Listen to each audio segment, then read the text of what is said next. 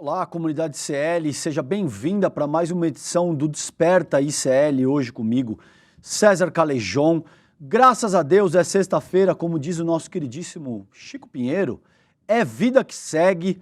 Bom dia para você, 7 horas, pontualmente, nessa sexta-feira, dia 30 de janeiro, tá acabando o primeiro mês do ano já, gente.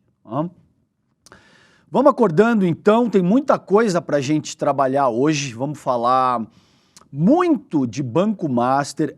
A coisa tá pegando, Brasília tá em pânico, o Toffoli derrubou o sigilo das conversas do Vorcaro, do Paulo Henrique Costa, do BRB, de todo esse trâmite, essa novela que tá acontecendo, e o bicho tá pegando. Se eu tivesse no rolê ICL com o meu queridíssimo William De Luca, eu diria que o barato está louco, mas como eu estou no Desperta, eu digo que a coisa tá complicada. Tem muita gente com medo, perdendo o sono, não só em Brasília, tá? Em diversas capitais federais e, por que não dizer, ao redor do mundo, tá? De capitais federais não, em várias metrópoles, tá? As principais cidades do país tem muita gente com medo, perdão. Bom, gente, a gente vai falar disso, vamos falar do governador de Santa Catarina, um aloprado, atacando as cotas. Vamos falar a respeito de Israel admitindo pela primeira vez a quantidade de mortos, ao que tudo indica, deve ser um número muito maior do que o que está sendo admitido aí nessa ocasião, tá? Chama o Alex. Alex, como é que você tá, querido? Bom dia. Bom dia, Calejon, bom dia a todos. Sextamos finalmente e o Desperta de hoje está daquele jeito. E para não tomar muito tempo do programa, Calejon, ontem ocorreu alguns jogos, 2 jogos ali da primeira rodada do Campeonato Brasileiro, que foi Mirassol. Ganhou de 2-1 do Vasco ali de virada. O Vasco começou ganhando, porém sofreu a virada ali do Mirassol, do interior de São Paulo. E o Botafogo ganhou de 4-0 ali do Cruzeiro, um grande resultado ali para a equipe carioca. E tem uma novidade o ano passado que a gente fez a tabelinha. Eu vou deixar a tabelinha aqui. Quem quiser ver onde seu time está a classificação, pausa aí o vídeo no ao vivo ou até mesmo no gravado e confira e informa seus amigos de trabalho, Calejão. Apenas isso hoje. Boa. Ô Alex, eu vejo você sempre conversando com o Panunzio aqui no Desperta sobre o Mirassol, né?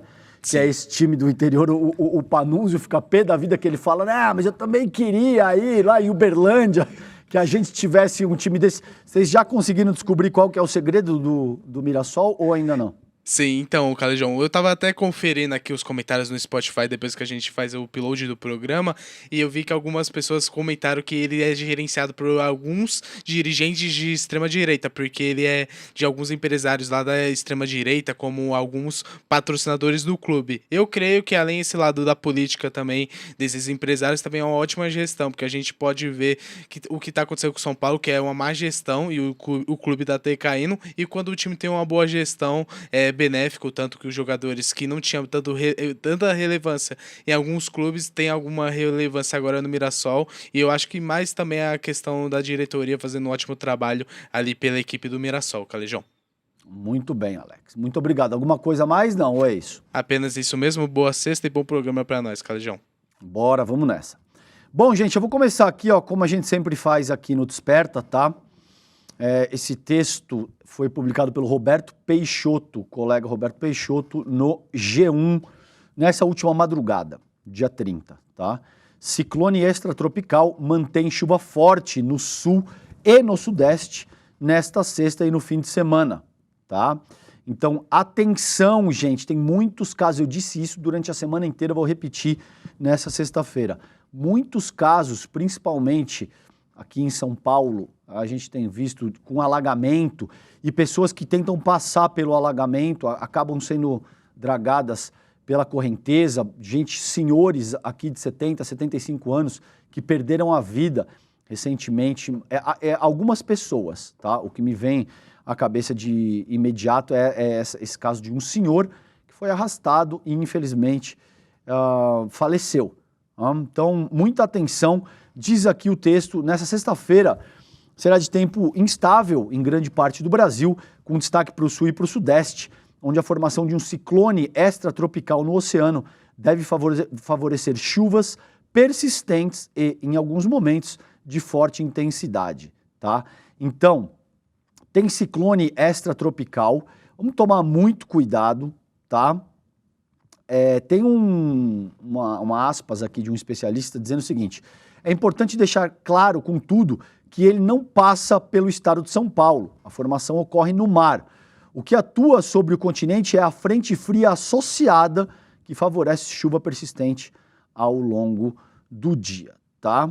Então, bastante cuidado, principalmente para sul e sudeste aqui, porque nas outras regiões do país, ao que tudo indica, a gente deve ter um tempo um pouco mais firme, sem grandes ocorrências em termos de chuva e perigo potencial, tá? A gente tem aí no centro-oeste, calor e a umidade continuam favorecendo a formação de nuvens carregadas e a principal área de atenção está aqui no sul e sudeste do país. Então, já sabe, vai sair de casa principalmente do meio da tarde para frente.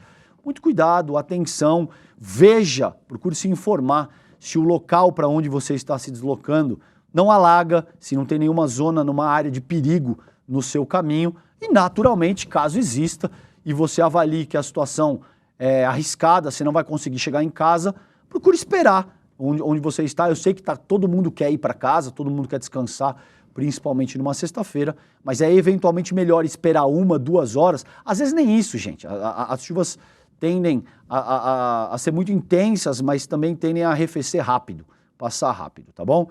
Atenção para isso, então. Gente, vamos para o site iclnoticias.com.br. Eu falei para vocês do Jorginho Melo. Veja, é um momento complicado, todo ano eleitoral, principalmente após a ascensão da extrema-direita de cariz neonazi-fascista, que é o bolsonarismo no Brasil. Porque, veja, antes desse atual paradigma que a gente vive, quem é um pouco mais velho e tal, as pessoas que têm a minha idade vão lembrar, o campo progressista, a esquerda, vivia um embate com a dita social-democracia, que era o PSDB no país, mas existia minimamente um tom um pouco mais produtivo, né? O debate estava realmente num nível político, socioeconômico. Então, eu vou dar um exemplo, mas é só um exemplo, tá? O debate era a respeito se você é mais liberal, se você tem uma visão mais progressista, se você é a favor, por exemplo, de uma política fiscal expansionista ou contracionista, era esse tipo de coisa. Com a ascensão do bolsonarismo, o bolsonarismo traz para o debate público, por exemplo, que mulheres nascem mulheres porque o pai fraqueja no momento da concepção. Traz um presidente da República, na figura do Jair Bolsonaro, infelizmente eu tenho que me referir a ele utilizando esse termo, ele foi o presidente da República, que utiliza arroba para falar de seres humanos. Então, entre várias outras coisas, que diz que preferiria o próprio filho morto num acidente de carro se o filho dele fosse gay. Só estou dizendo, perdão por logo 7h09 da manhã ter que trazer esse tipo de coisa para vocês, mas o que a gente vai olhar aqui, essa questão do senhor Jorginho Melo, é um reflexo direto da banalização do debate público nacional e dos métodos bolsonaristas se fazer política. Invariavelmente utiliza o ódio, a discriminação, o racismo, o machismo, a homofobia, a misoginia como plataforma política, tá? E aí vem nisso aqui, ó.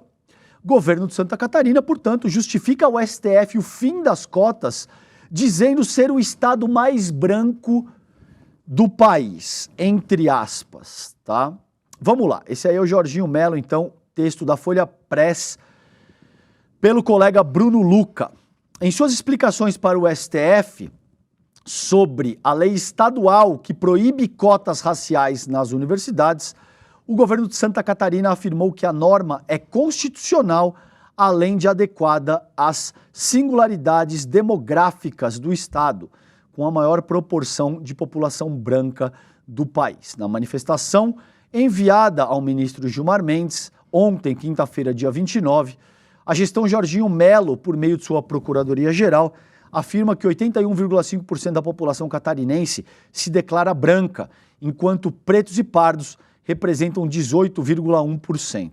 percentual significativamente inferior à média nacional de 56,1%, destaca o documento, tá? Bom, gente, eu não vou descer no detalhe dessa matéria com vocês, eu só quero deixar registrado o caráter profundamente reacionário desse senhor, porque, veja, independentemente da cor, da raça, da etnia da maior parte da população, o fato é que houve um processo de implementação de um modelo escravocrata que durou 370 anos, tá? É verdade que com diferentes intensidades e tal, mas efetivamente quase 4 séculos. De um modelo no qual a gente tinha negros, né, pretos e pardos, que não podiam estudar, que eram tratados como mercadoria. É óbvio que se você tem uma visão minimamente histórica e cultural do desenvolvimento humano, você vai olhar para essa questão de maneira razoável.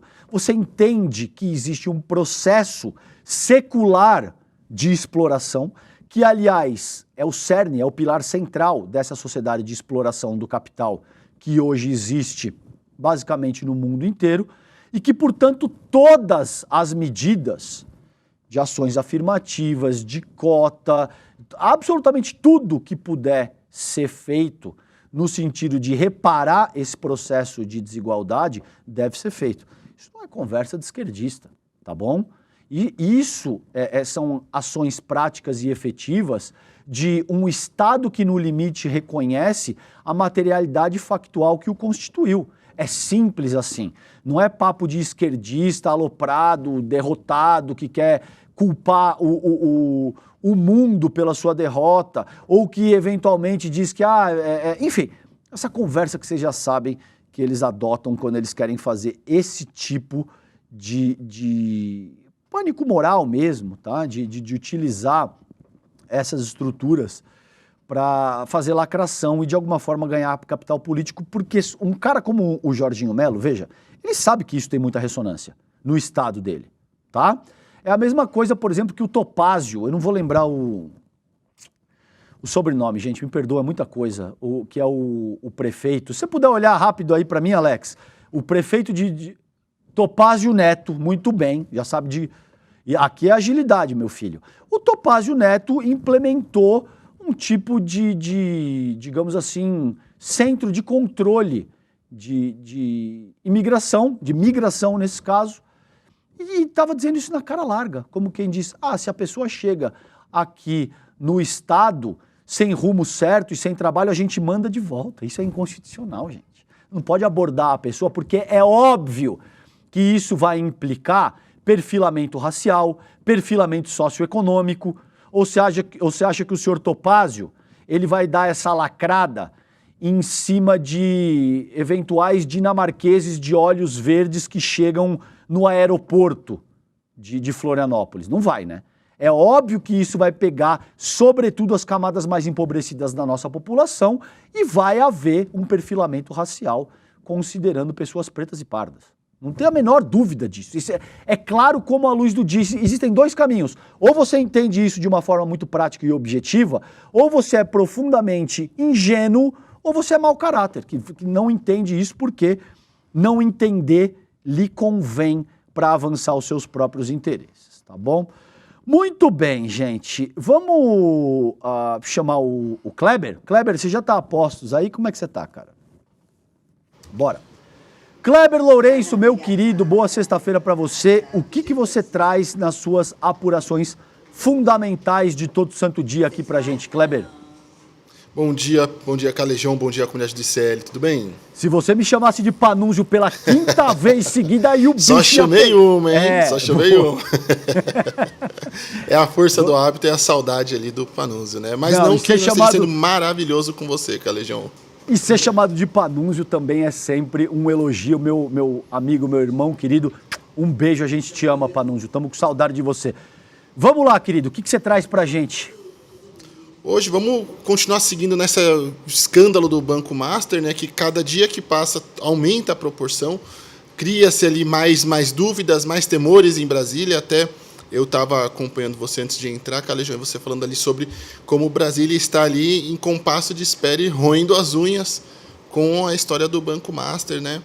E acho que um dos desdobramentos mais importantes que a gente vai ter ali é na CPMI do INSS, que tem a convocação já do Vorcaro marcada para a semana que vem, mas também tem outro requerimento de convocação importante no radar dos deputados e senadores daquela comissão, que é a convocação do presidente do BRB à CPMI do INSS também. Então, mais um nome ligado ali ao escândalo Master, também sendo convocado por essa comissão e fazendo parte daquela estratégia que a gente veio conversando ao longo da semana, que os parlamentares estão adotando de investigar o Banco Master através de outras comissões de investigação no Congresso Nacional, principalmente na CPMI do INSS.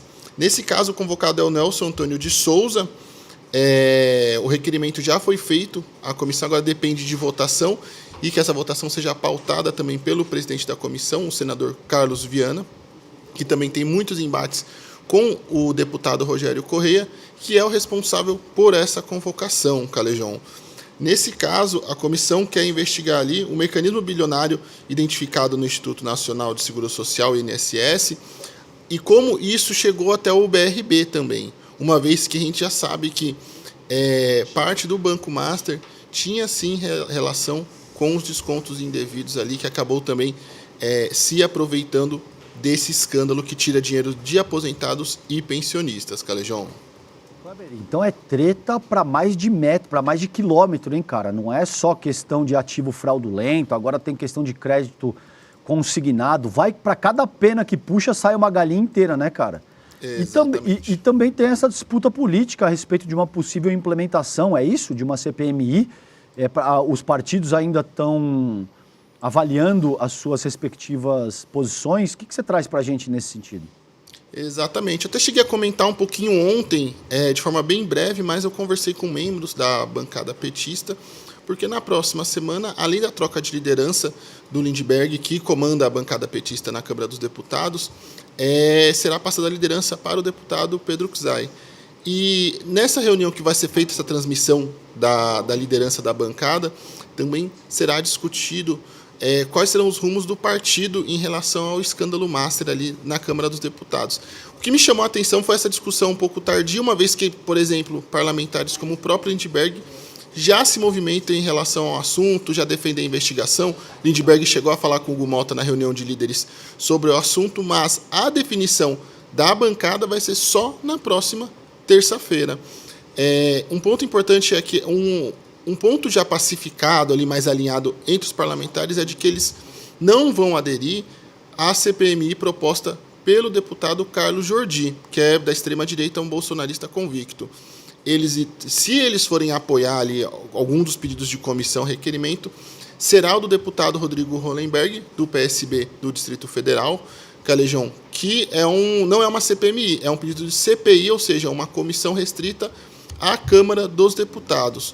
Um campo onde eles falam que é muito mais difícil conseguir fazer a instalação, uma vez que há uma resistência do próprio Hugo Malta, resistência que a gente já mostrou na semana passada. Ele já falava com aliados sobre a questão de ter uma fila de requerimentos, de que talvez não fosse uma prioridade. Ele reforçou isso na última reunião de líderes e agora o deputado Rodrigo Hollenberg chegou a reforçar ainda mais esse ponto na reunião de líderes, mas ainda assim há um entrave muito grande. Mas, se o PT, e tudo indica que sim, a bancada na Câmara dos Deputados vai fechar a questão sobre o assunto favorável à investigação, vai ser unicamente em apoio a Rodrigo Hollenberg e seu requerimento, e não ao de Carlos Jordi. Até por conta de ser um requerimento feito por um deputado da oposição de extrema-direita, Calejão. Ok, e nesse sentido é compreensível até esse debate. Agora, não apoiar a iniciativa do Hollenberg, eu acho que vai ficar muito complicado para qualquer partido de esquerda, dado, digamos assim, a intensidade desse escândalo, a ressonância que esse tema já ganhou junto à opinião pública. Me parece pouco provável que o PT não vá... Enfim, não quero adiantar absolutamente nada aqui, porque não tenho nenhuma filiação partidária, nem apuração nesse sentido eu tenho, mas, Kleber, com base em bom senso e no nível da exposição que esse tema ganhou junto à sociedade, parece difícil para qualquer partido de esquerda se colocar contra a iniciativa do Hollenberg. Como é que você avalia isso? Exatamente. Eu conversei com alguns parlamentares da bancada petista que, como o assunto ainda está em definição, eles estão evitando falar de forma aberta, estão ali mais falando em caráter reservado. Mas eles dizem que essa reunião vai ser mais uma mera formalidade mesmo ali, para que eles possam, inclusive, se organizar como eles vão se posicionar, o que eles vão comunicar em relação ao assunto, como eles vão se posicionar em redes sociais, em coletivas na Câmara dos Deputados e afins. Então, ao que tudo indica, será sim um apoio ao requerimento do Rodrigo Hollenberg. O que eles precisam organizar mesmo é a forma de atuação deles e como eles vão se posicionar publicamente, sejam eles para os seus eleitores, seja ali em coletiva, seja em entrevistas também. E, por exemplo, quem ali vai dar entrevista sobre o assunto, quem não vai dar. Então, é mais ali conseguir organizar as peças no tabuleiro para isso. Porém, me chama a atenção a forma tardia como eles decidiram se juntar para discutir o assunto. Tudo bem que o Banco Master foi tomando proporção ali durante o recesso parlamentar, mas ainda assim vamos esperar até a próxima semana para que a bancada decida isso.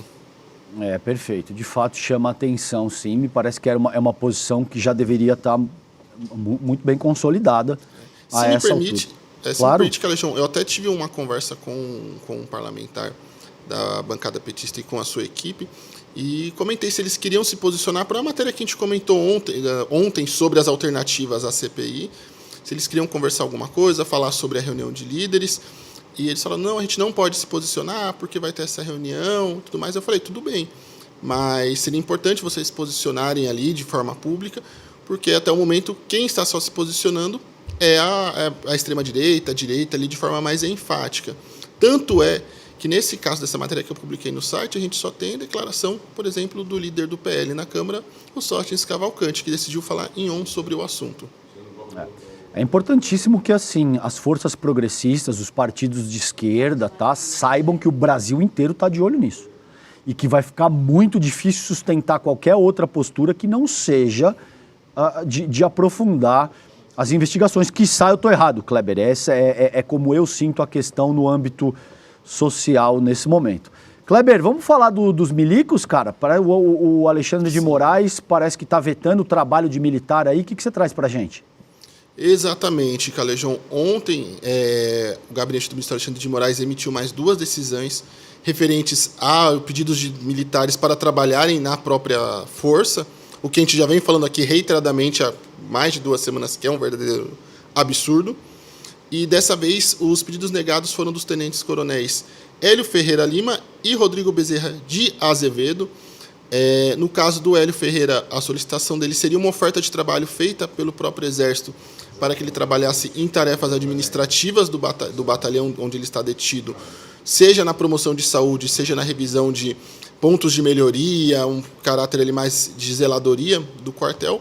E no caso do Rodrigo Bezerra, era um trabalho mais intelectual, como o que foi ofertado para o general Mário Fernandes, que era ali de leitura, revisão de obras, propor conteúdos e materiais para a formação da tropa. Então, nesses 2 casos, os pedidos foram negados.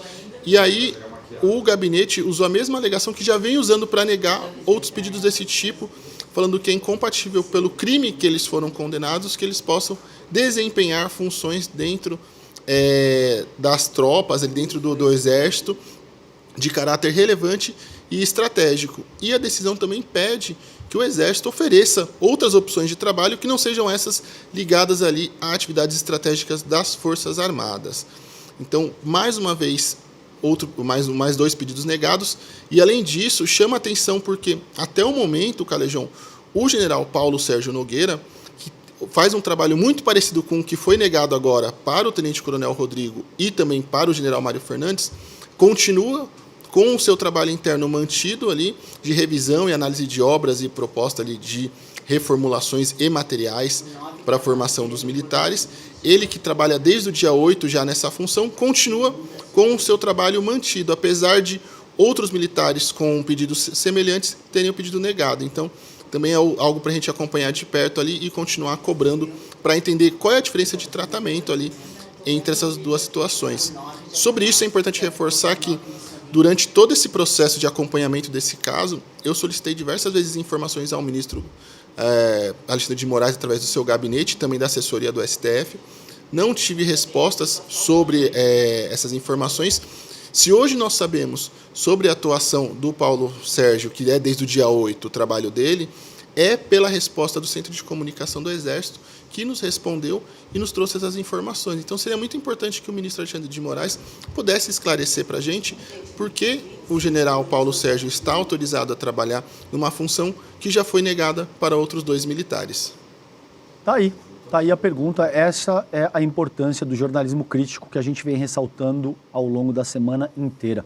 Parabéns, Kleber. Continue fazendo o seu trabalho, porque ele é absolutamente fundamental pro Brasil, tá bom? Beijo, querido. Aí você tem alguma coisa a mais? Não, só isso, Calejão.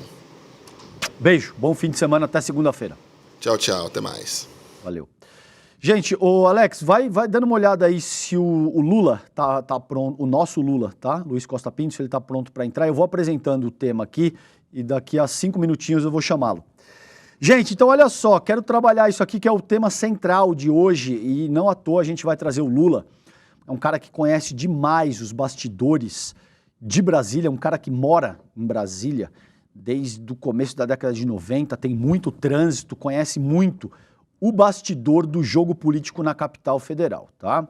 Isso aqui é da Folha de São Paulo, foi publicado pela colega Adriana Fernandes e pelo colega Bruno Bogossian, na madrugada, agora, dia 30, faz 3h30 que isso foi publicado na Folha de São Paulo.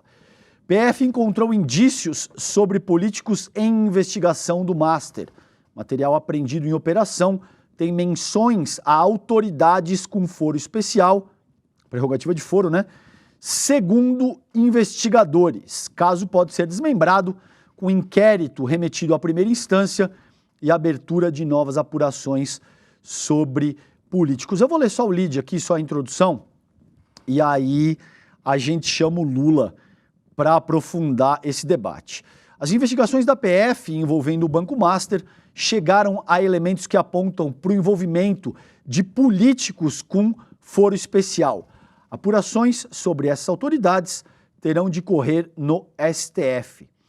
Provas coletadas pela PF na primeira fase da Operação Compliance Zero, que teve como alvo o ex-banqueiro Daniel Vorcaro, contém referências a lideranças partidárias e altas autoridades, segundo relatos feitos à Folha, sob anonimato, por investigadores do caso. Veja que curioso, porque eu vou tudo que diz respeito a esse caso, eu vou continuar enfatizando isso.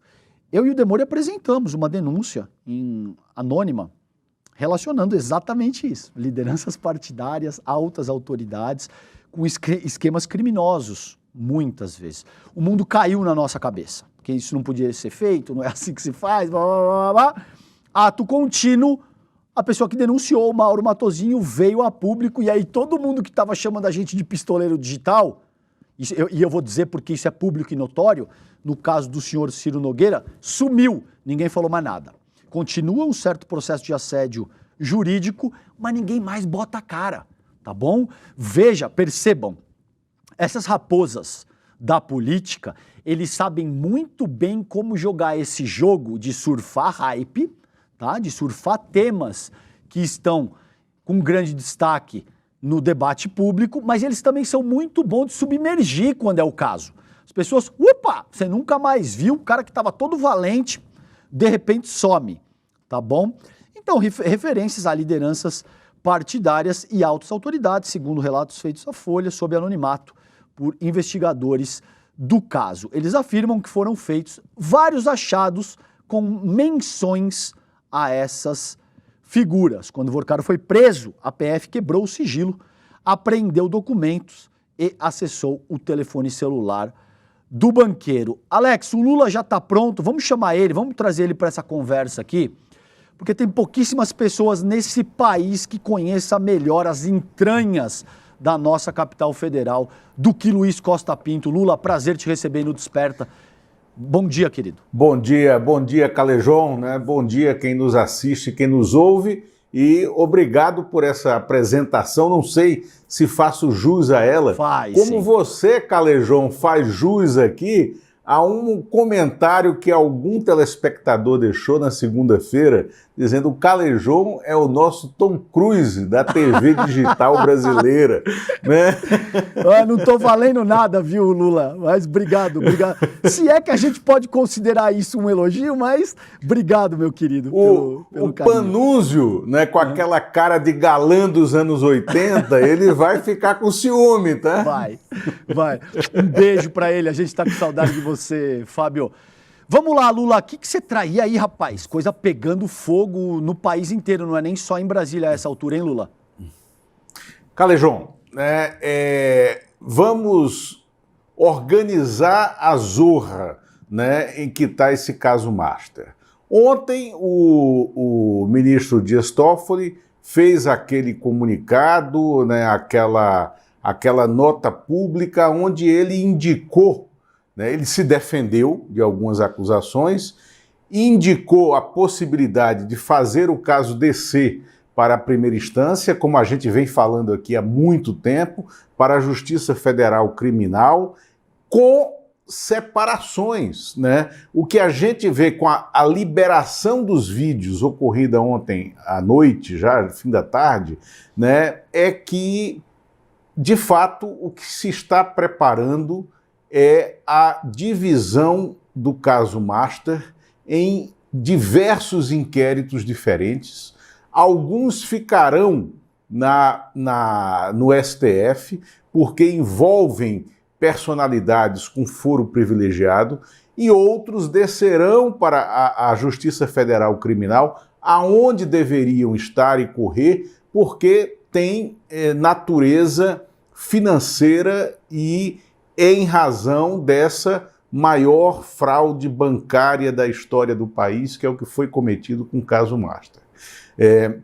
E é disso que trata essa pontuação, que não só a Folha de São Paulo, como o Estado de São Paulo, no artigo do Álvaro Gribel, faz agora de manhã, né, e que a gente, vou voltar aqui, nós temos feito essa pontuação, essa ponderação aqui no ICL, tanto nos programas, né, de TV, quanto no site, né, há muito tempo, né? E a estratégia da defesa do Vorcaro sempre foi jogar tudo no mesmo balaio, né, fazer o caso subir para ficar tão grande que ele não chegue a nenhuma solução. E deu errado. Essa era a estratégia jurídica, estratégia de advogado. Só que eles não contavam com a astúcia, né, da imprensa, de alguns setores da imprensa, com a astúcia de alguns políticos que estão olhando para esse caso como uma oportunidade de fato apurar o que aconteceu. E aí vem essa divisão. A tendência é que os crimes financeiros, a fraude ocorrida na colocação de carteiras falsas dentro do Banco Master, carteiras que eram administradas por fundos falsos criados lá na operadora REAG, também já liquidada, né, e que davam sustentação a negócios privados, isso fique na esfera federal criminal, né, e já está com processos muito avançados que levarão ao final da execução da liquidação do Banco Master, da liquidação da operadora REAG, né, e da interferência em diversos processos de compra de empresas, como a gente está vendo aí no caso do Tanuri com a Ambipar, né, com aquela incorporadora Gafisa, né? Esses casos estão correndo na primeira instância e terão consequência criminal já mais imediata, assim como o crime comum de difamação, que foi essa contratação de influenciadores digitais, perfis, sites, para fazerem um ataque coordenado, não só ao Banco Central, mas também ao ministro Alexandre de Moraes, né, aos liquidantes do Banco Central que estavam trabalhando lá dentro, dar suporte técnico, né, o que é um absurdo, né, por meio de sites de fofoca, aquela investida do TCU contra o Banco Central e mais, contra nós do jornalismo independente, outros veículos também, mas nós aqui do ICL que fomos atacados nas redes, né, por meio de publicações, como você falou, tentando desmerecer a credibilidade do nosso trabalho. Tudo isso vai seguir. E o que é que vai ficar lá em cima quando fatiarem os inquéritos? Essas relações políticas com personagens como, vamos dar os nomes, o senador Ciro Nogueira, presidente do PP, Progressistas, ele era o principal, abre alas, do Daniel Vorcaro, do Augusto Lima, sócio do Daniel Vorcaro, em Brasília, para a execução dessas negociatas políticas. O presidente do União Brasil, Antônio Rueda, que era uma espécie de sub-Ciro Nogueira, aliás, sempre é, tá? Os dois estão, inclusive, unidos numa federação partidária, né, que vai dar suporte ao Flávio Bolsonaro, né? Ele também está nesse rol de contatos. Vamos lembrar que o Vorcaro e o Rueda faziam festas de arromba juntos, inclusive no aniversário do Rueda no exterior, né? Os dois, Ciro Nogueira e Rueda, eram personagens contumazes nas caronas aéreas do Daniel Vorcaro e dos jatinhos dele, né? Tem também o ex-presidente da Câmara, Arthur Lira, que não era exatamente um amigo pessoal. Ele mesmo fez questão de me pontuar isso, né? Ele não era um amigo pessoal, né, do Vorcaro, mas ele abriu a porta do gabinete dele, inclusive na presidência da Câmara, para receber o Vorcaro, para receber pessoas ligadas ao Master e dar consequência a teses de projetos que interessassem ao Vorcaro. Então, esses três estão no topo da pirâmide, né, desse fatiamento processual. Depois vem os governadores, né? O Cláudio Castro, no Rio de Janeiro, que abriu as burras da Rio Previdência para que ela jogasse R$1 bilhão lá dentro, R$1 bilhão que se converteu num prejuízo de R$1 bilhão e 400 milhões, ou seja, aumentou o rombo em 40% em vez de dar um saldo positivo para essa aplicação.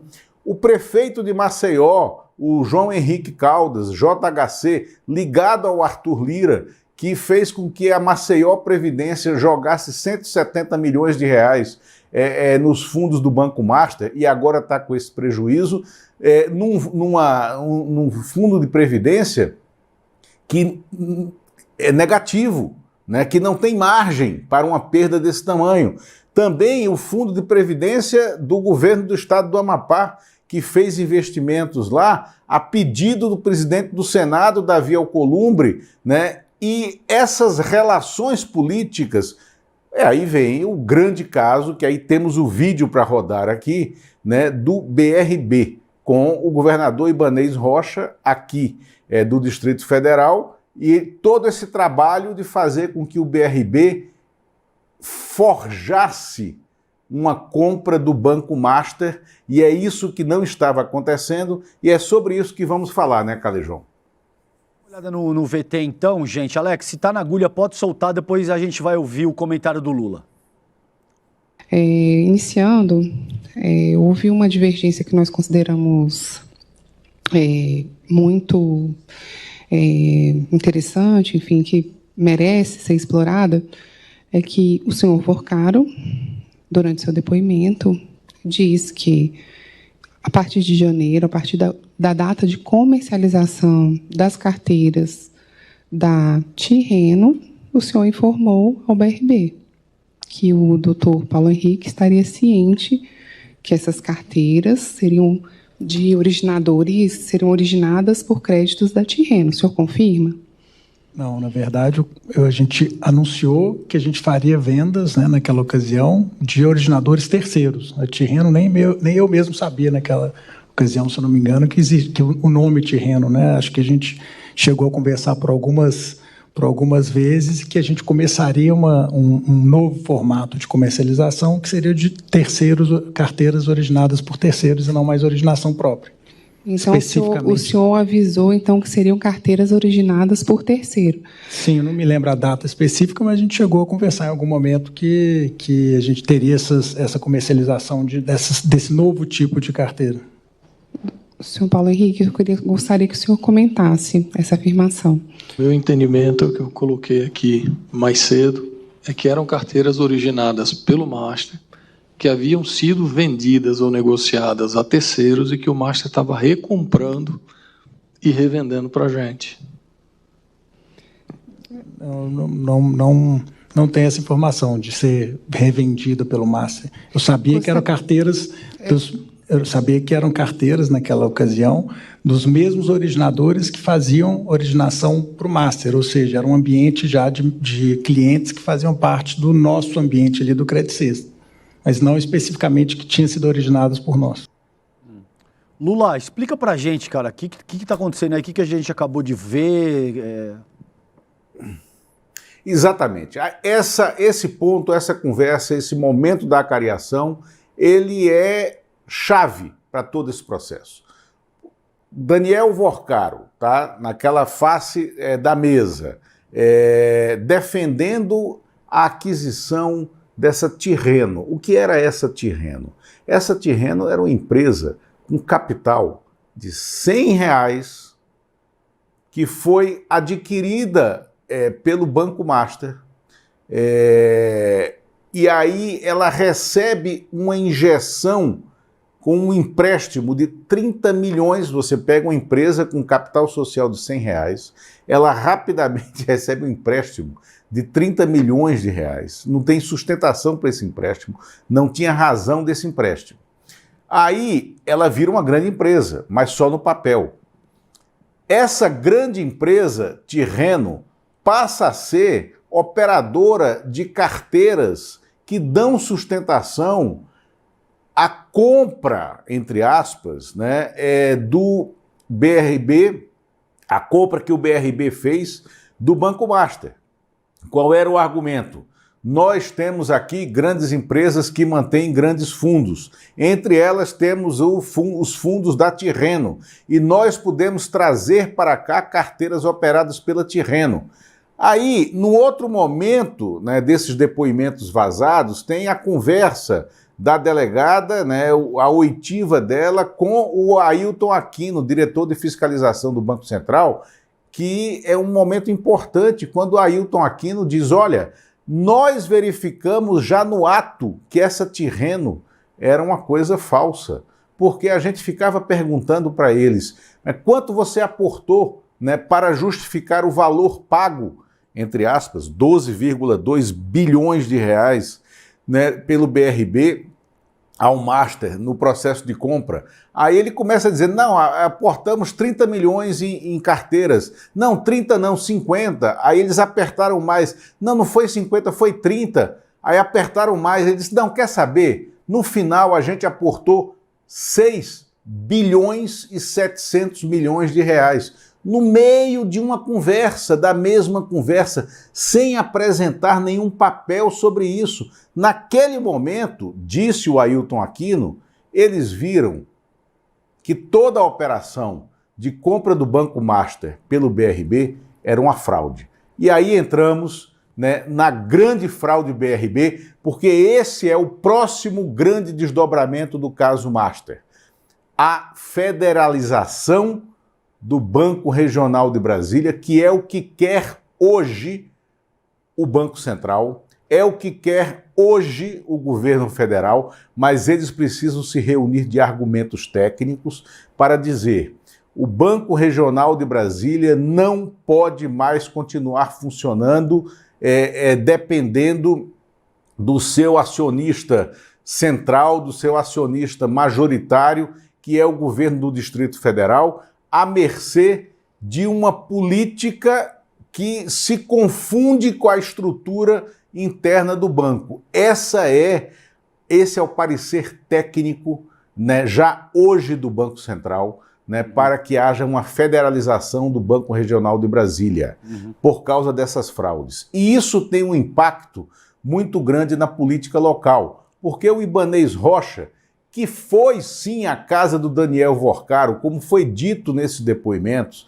porque conversou com o Daniel Vorcaro sobre a aquisição do Master pelo BRB, como foi dito pelo Daniel Vorcaro nessas oitivas, ele não tem mais condições nem políticas, nem jurídicas de ser candidato ao Senado, como ele estava desenhando, numa chapa em que ele apoiará a vice-governadora dele, Celina Leão, que inclusive é uma parceira política do Ciro Nogueira. Celina Leão, como vice-governadora muito atuante no Distrito Federal, na hora em que estourou o escândalo Master, ela, já como pré-candidata ao governo com apoio do Ibanez, ela disse, opa, eu quero indicar o próximo presidente do BRB, o sucessor desse Paulo Henrique. E ela indicou um funcionário da Caixa Econômica Federal ligado a quem? Ligado ao Ciro Nogueira. Foi o Ciro Nogueira quem sugeriu o nome do atual presidente do BRB, sucessor do Paulo Henrique Costa, e sugeriu por meio da Celina Leão, e ele está lá no cargo por causa disso. E chegou no cargo como ex-funcionário, né, da Caixa Econômica Federal, ou como funcionário de carreira da Caixa Econômica Federal, indicado internamente para isso pelo presidente da Caixa Econômica Federal, que é indicação de quem? Do Arthur Lira. Então criou-se essa malta, esse maltado, né, de fundo político que inviabiliza a permanência desse grupo no Palácio do Buriti e que muda a história da campanha no Distrito Federal, porque o BRB está no caminho dessa federalização. Muito bom. Daí vejam vocês a importância de ouvir alguém que manja do riscado, alguém que manja do Paranauê. Essa foi a análise mais completa e didática que eu ouvi sobre o tema, com informações agora novas que orientam o debate, porque tudo isso é novidade, está acontecendo no momento. Ô Lula, eu deveria encerrar contigo, mas está tão interessante que eu quero mais 5 minutos da tua análise. Vamos? Dois temas, tá? 5 minutos mesmo, porque aí eu vou precisar fechar o programa. Eu gostaria de fazer as seguintes provocações. Você colocou aí nome de gente muito poderosa. Né? Ibanez, Arthur Lira, Rueda, Ciro Nogueira, são pessoas que historicamente estão acostumadas a passar incólume por processos escabrosos, coisas que a gente sabe que tem muito indício de materialidade e não pega nada para essas pessoas. A primeira provocação, você acha que nessa ocasião essas pessoas vão ter que responder na medida da lei, de alguma forma? E eu gostaria que você comentasse, para encerrar também, a posição do Toffoli, porque ao que tudo indica, o Toffoli tirou um pouco o pé, reconhece que pode ir para a primeira instância, mas ficou uma situação muito delicada pro Toffoli dentro da corte, mas principalmente junto à própria opinião pública. Queria que você comentasse essas duas coisas em 4 minutinhos, Lula, por favor, querido. Olha, claro, né, obrigado, Calejão, pelo tempo, né, então vamos lá bem rápido. Ciro Nogueira, né? Vocês percebem que o Ciro Nogueira era muito falante, era muito presente, sempre estava como a entrevista de segunda-feira, ou na Folha de São Paulo, ou no Jornal o Globo, ou no Estado de São Paulo, e sempre muito presente nas redes. O Ciro Nogueira sumiu. O Ciro Nogueira não tem sido presente nem para fazer comentários políticos de fundo sobre o racha na extrema-direita.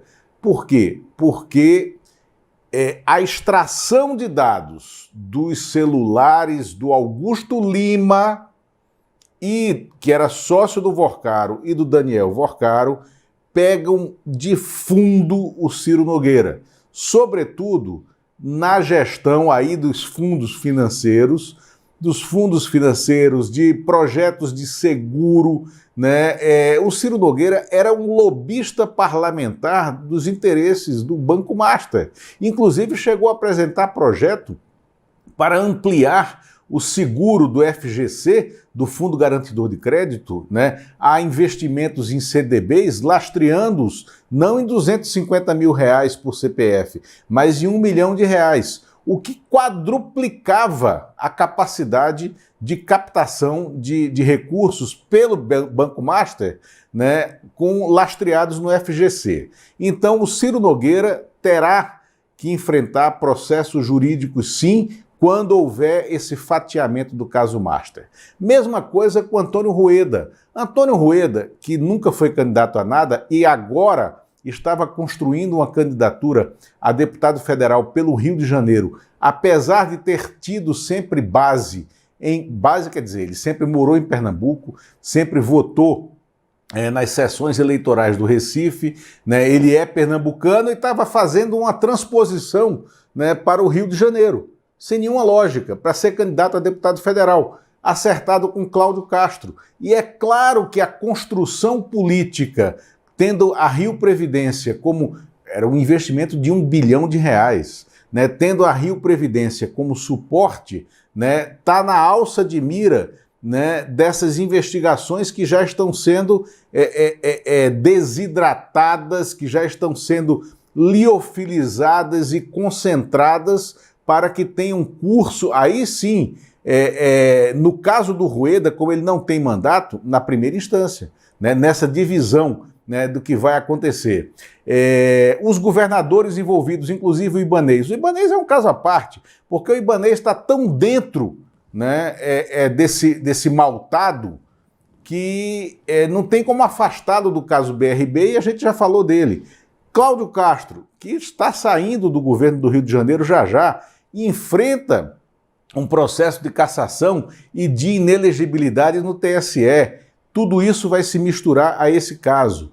O que aconteceu, por exemplo, e que vai ficar na primeira instância na Vara Federal Criminal, a participação do Banco Master na consolidação de fundos que estavam na REAG, que sustentaram a privatização da Sabesp, com a criação da empresa EMAI, essa EMAI, que na privatização foi quem bancou, acho que 15% ou 18% do capital de privatização da Sabesp, do Tarcísio de Freitas, com uma operação política, né? Então deve ter lá, tá? Deve ter dados lá para isso e para dar consequência a um processo na primeira instância e que vai chegar no governo de São Paulo.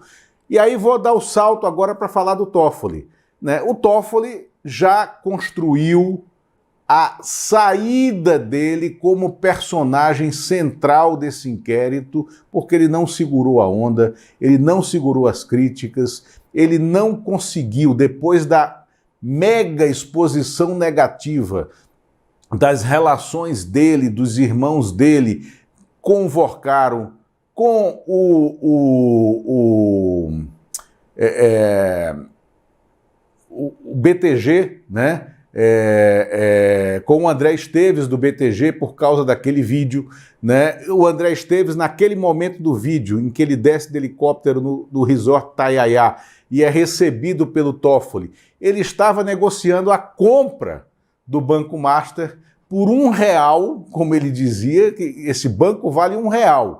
Eu quero alguns dos fundos que estão lá, porque eles têm consequência, mas tem um pedaço podre do Master que eu não quero. O André Esteves vai para o Taiaiá encontrar o Toffoli no momento em que ele estava fazendo essa negociação. Então o Toffoli ficou extremamente exposto nisso e ele já preparou a descida do caso e a saída dele como figura central. Porque na hora que ele fatiar esses processos, né, e o que tiver que ficar no Supremo ficará por causa de foro privilegiado, vai haver uma redistribuição processual. E não significa que ele ficará com todos os casos. Ele pode ficar até com nenhum dos casos. E haverá, então, essa redistribuição. uma aula sobre o tema, a melhor aula que eu assisti recentemente sobre o caso Master. Obrigado, Lula, pela tua competência e por tudo que você sempre traz para a mesa, cara. Bom dia e um beijo, querido. Obrigado, Calejão. Obrigado por essa parceria e por esse espaço. Valeu, querido. Um beijo.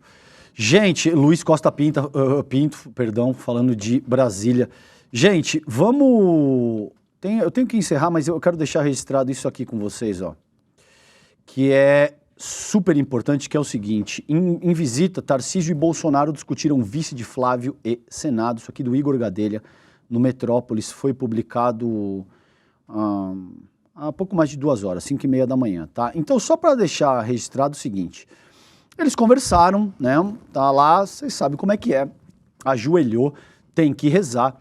O Tarcísio de Freitas é um sujeito que ascende no debate público nacional por ser ministro do Jair Bolsonaro, 3, 4 meses antes de se tornar governador do estado. Ele sequer era conhecido pela maior parte da... Pode tirar da tela, Alex. Ele sequer era conhecido pela maior parte da população, ninguém nem sabia, cara.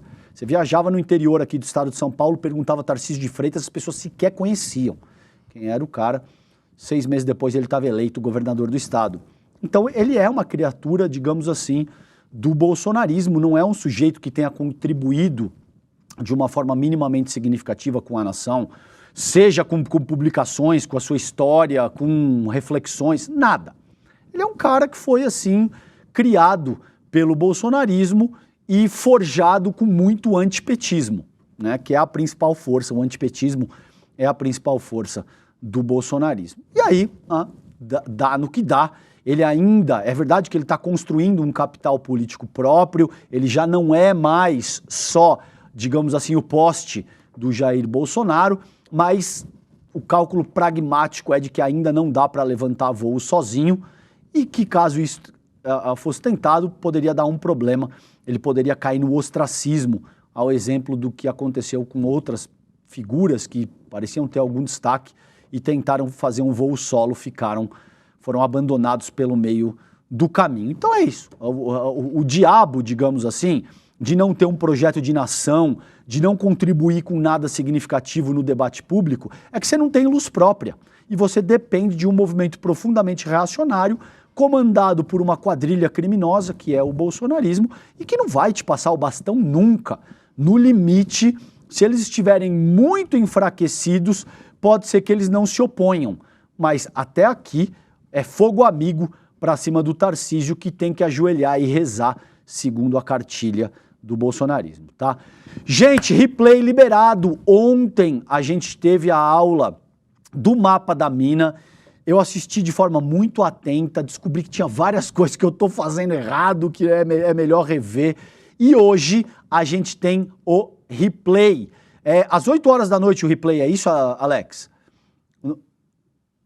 Ah, perfeito então. Então é aí, ó, despertaicl.com.br, faça sua inscrição ou através do QR Code aqui no canto da tela, aponte seu celular, faça sua inscrição e o replay vai estar liberado, uma aula para a gente entender quais são os caminhos mais seguros, mais rentáveis, mais interessantes para proteger o seu suado dinheirinho num momento tão conturbado, tá? De tanta insegurança, imprevisibilidade na sociedade internacional e no Brasil também, afinal, a gente tem ano de eleição aí, tá bom? Mapa da Mina 2026, replay está liberado, despertaicl.com.br ou através aqui do QR Code na sua tela. Gente, não deixa passar, é 20 segundos, faça agora, enquanto vocês esperam a transição do Desperta para o N1, você já aproveita e faz aí a sua inscrição, é super fácil e rápido, tá bom? Eu fico por aqui, obrigado por essa semana comigo, obrigado pela paciência. E agora vocês ficam com o N1 sob o comando da queridíssima Vivian Mesquita com William De Luca e o nosso grande time, tá bom? Beijo pra vocês, bom fim de semana, aproveitem muito e até segunda-feira. Tchau, tchau.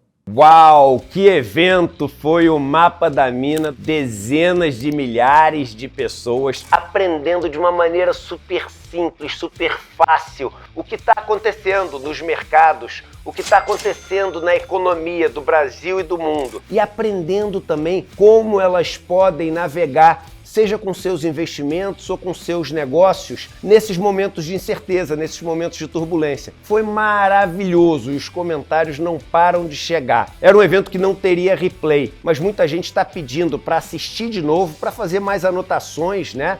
E também para chamar amigos e amigas para assistir. Se você quer aproveitar essa chance, a gente liberou o replay do Mapa da Mina por um período bem curto, mas dá para assistir ainda.